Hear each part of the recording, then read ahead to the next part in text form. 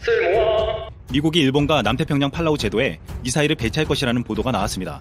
지난달 30일 일본 매체 디플로맷 매거진에 따르면 미국이 일본 오키나와 류큐섬과 남태평양 팔라우 제도에 중단거리 미사일을 배치할 것이 유력하다며 일본이 미국의 미사일 배치 요구를 받아들일 가능성이 크다고 보도했습니다. 이미 지난달 마크 에스퍼 미국 국방장관이 아시아 지역 내 우방국의 미사일 배치를 희망한다고 말한 바 있었지만 일본에 미사일을 배치한다는 소식은 놀라운 소식이 아닐 수 없었습니다. 미사일을 배치하면 중국과 러시아가 가만히 있지 않겠다고 경고 차원을 넘어선 위협을 했기 때문입니다. 중국은 중국과 러시아 미사일의 집중 목표가 되지 않도록 정신을 차려야 한다. 기세등등한 미국의 아시아 정책의 총알바지가 되지 말라고 했고 미국이 이 지역에 중거리 미사일을 배치하면 그에 따른 충격은 사드 한국 배치 때보다 훨씬 엄중할 것이라고 경고한 바 있습니다.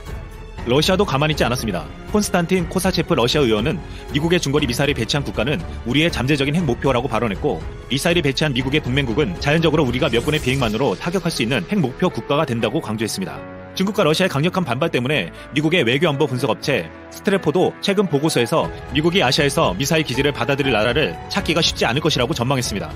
그런데 그 대상이 일본이 된 것입니다. 일본 아베 정권은 자신들의 원하는 목표 때문에 이를 받아들일 가능성이 높다는 전망입니다. 미국의 소리방송에서 게리 세이모어 전 백악관 국가안보회의 대량 살상무기 조정관은 미국의 미사일 배치에 한국 정부는 북한의 존재와 중국의 무역 보복을 초래하는 등 외교적인 손실이 크기 때문에 반대할 것이라고 했습니다.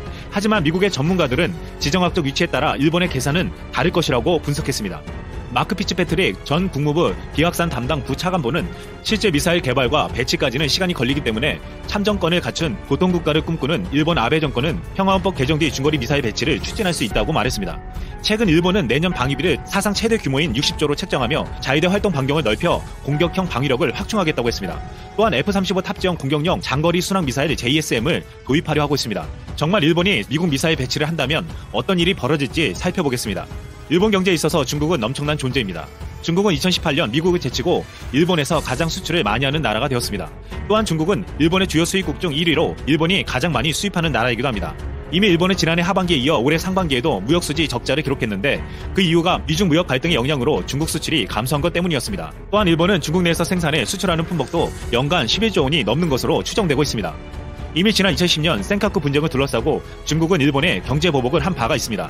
일본에 시토류 수출을 제한하고 일본 제품 불매운동, 일본 관광 금지 조치 등 전방위 규제에 들어갔습니다. 당시 중국에서 90%가 넘는 시토류를 수입했다가 큰 코를 다친 일본은 의존도를 낮추겠다고 했지만 아직까지 50% 가까이 중국에서 수입하고 있습니다. 전 세계에서 시토류는 중국이 거의 독점하다시피 90% 이상 장악하고 있기 때문입니다. 과거 경제보복 때 중국은 막대한 구매력을 바탕으로 일본 제품 불매운동을 벌였습니다. 최근 중국 내에서 일본 자동차는 불티나게 팔리고 있습니다. 토요타는 지난 6월 한 달간 중국 시장에서 전년 대비 18.5%의 놀라운 실적을 기록했고 혼다는 지난달 중국에서 전년 대비 37.4%의 성장률을 보이며 6월 역대 최다 판매 기록을 경신했습니다. 중국에서 일본 제품 불매운동이 벌어진다면 이 같은 놀라운 실적도 바로 제로가 될 수 있습니다. 또한 중국은 가장 많이 쓰고 있는 보복 방식인 관광객을 제한할 것이 분명합니다. 일본 방문 관광객 수는 2018년 통계에 따르면 중국이 838만 명으로 1위이고 한국이 753만 명으로 2위입니다. 그런데 한국의 일본 여행 보이콧에 이어 중국마저 미사일 배치로 일본 여행을 제재하게 된다면 일본 관광지는 말 그대로 텅 비게 될 것입니다. 러시아도 가만히 있지 않겠다며 군사적인 위협을 가하고 있습니다. 러시아는 일본의 중요한 에너지 공급국으로 일본에 가스와 석유, 광물 등을 수출하는 것을 제재할 수 있습니다. 러시아 내 시장에서 일본은 한국과 경쟁하고 있습니다. 일본은 한국과 함께 러시아에서 에너지, 자동차, 화학공업, 식품 제조업에 투자하고 있습니다. 러시아는 일본 자동차를 가장 많이 수입하고 있는데 한국 자동차도 최근 러시아 내에서 점유율을 높이고 있습니다. 만약 러시아가 일본과 경제적 대립을 한다면 이 때문에 가장 큰 수혜국은 한국이 된다는 분석이 있습니다. 일본은 지금 무역에서 가장 큰 흑자를 누렸던 한국에 수출 규제를 가하고 있고 미사일 배치로 중국과 러시아와 적대적 관계가 된다면 일본 아베 정권은 자신들이 원하는 전쟁을 할 수 있는 나라가 될 수는 있을지 모르겠지만 경제가 완전히 무너지며 전쟁만 할 수 있는 나라로 전락해버릴지도 모릅니다. 이상 쓸멍이었습니다. 밖에 없다. 10일 일본 하라다 요시아키 환경상이 국무회의 후 기자회견에서 한 말입니다. 그는 일본의 방사성 오염수를 바다에 버린다고 말한 것입니다. 지난 8월 12일 국제환경단체 쇼버니 수석 원자력 전문가의 말이 정확히 맞았습니다. 그는 당시 일본 정부가 후쿠시마 원전 오염수 100만 톤을 태평양에 방류할 계획이라고 했지만 일본 정부는 공식 입장이 아니라고 부인했습니다. 하지만 일본 정부가 방사성 오염수를 바다에 버린다는 말은 사실이었습니다. 우리 정부는 16일 열리는 국제원자력기구 IAEA 총회에서 원전 오염수 문제를 공식 제기하겠다고 밝혔습니다. IAEA는 유엔 산하 조직으로 세계 150여 개국이 가입된 원자력 분야 최고 권위의 국제기구입니다. IAEA 총회 첫날 문미혁 과기정통부 1차관은 기조연설을 통해 오염수 처리에 대한 국제 공동 대응이 필요하다는 점을 전 세계 국가들에게 알릴 예정입니다. 우리 정부는 해양 방출로 인해서 잠재적으로 피해를 입을 태평양 연안의 주변국들도 이에 당사자에 해당되기 때문에 그들과 공조하겠다는 계획입니다. 이 같은 한국 정부의 움직임에 일본이 강력하게 반발하고 나섰습니다. 일본 외무성은 6일 외무성 마스모토 고이치로 국제원자력 협력실장은 한국 정부의 문제 제기가 과학적 근거에 기초하지 않아 매우 유감이라며 애꿎은 소문으로 인해 피해를 야기할 수 있다고 주장했습니다. 일본 원자력규제위원회는 오염수가 점점 안전해지고 있고 깨끗하다고 말하고 있습니다. 하지만 의사 출신 노벨 평화상 후보자이며 방사능 분야 세계 최정상급 전문가인 헬렌 칼데콧은 이렇게 말했습니다. 일본이 방출하겠다고 나선 후쿠시마 방사능 오염수 100만 톤은 태평양과 주변 바다들에게 심각한 위협을 가져올 것입니다. 일본 정부는 세슘이나 스트론튬 90과 같은 굉장히 위험한 방사성 물질 대부분을 없앴다고 말했지만 이는 거짓말입니다.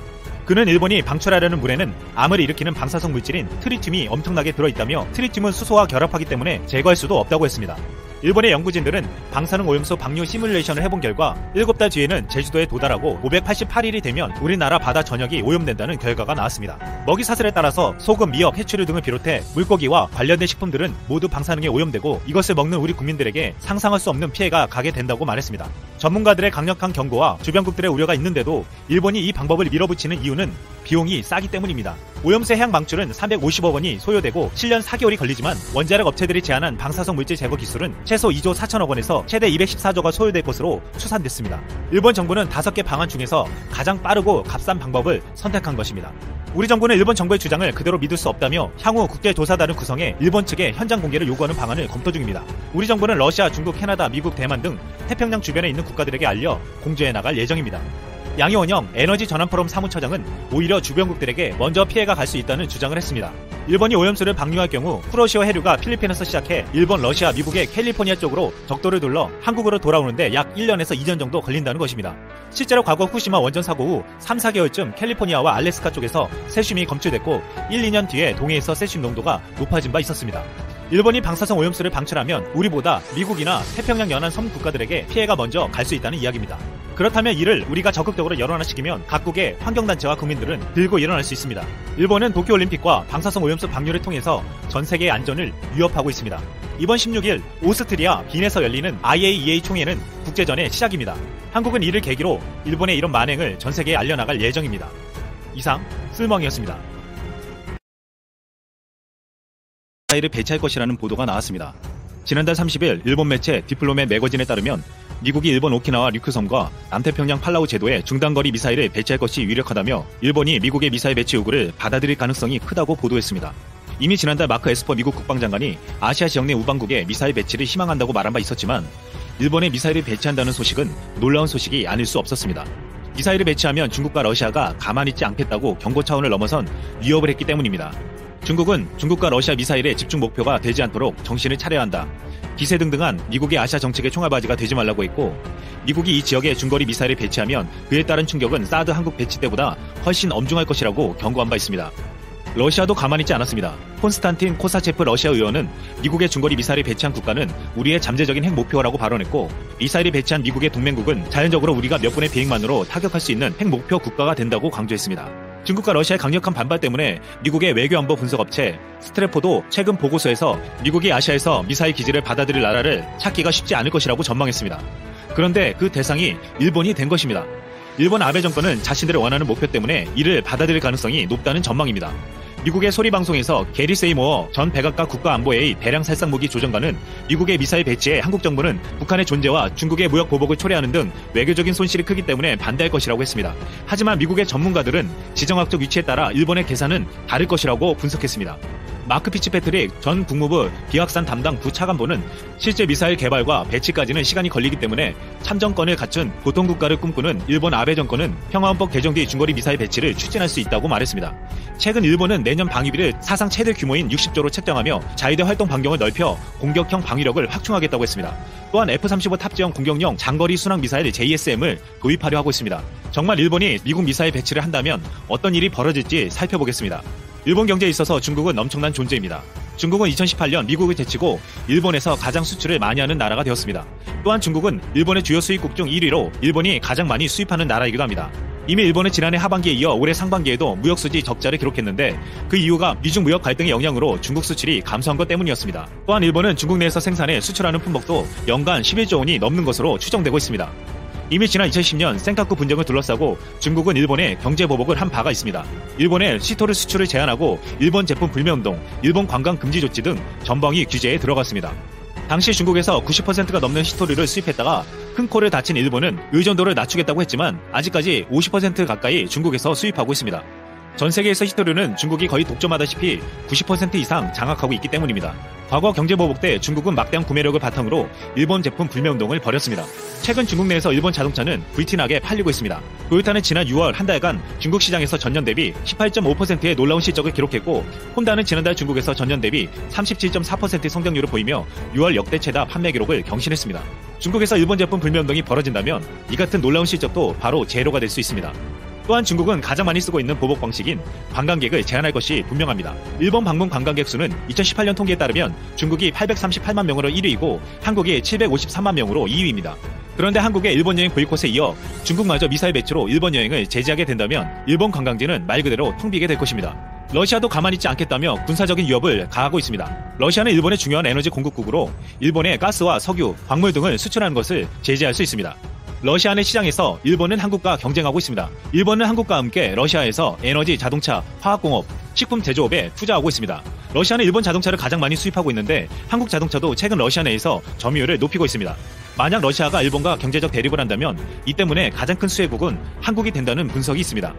일본은 지금 무역에서 가장 큰 흑자를 누렸던 한국에 수출 규제를 가하고 있고 미사일 배치로 중국과 러시아와 적대적 관계가 된다면 일본 아베 정권은 자신들이 원하는 전쟁을 할 수 있는 나라가 될 수는 있을지 모르겠지만 경제가 완전히 무너지며 전쟁만 할 수 있는 나라로 전락해버릴지도 모릅니다. 이상 쓸멍이었습니다.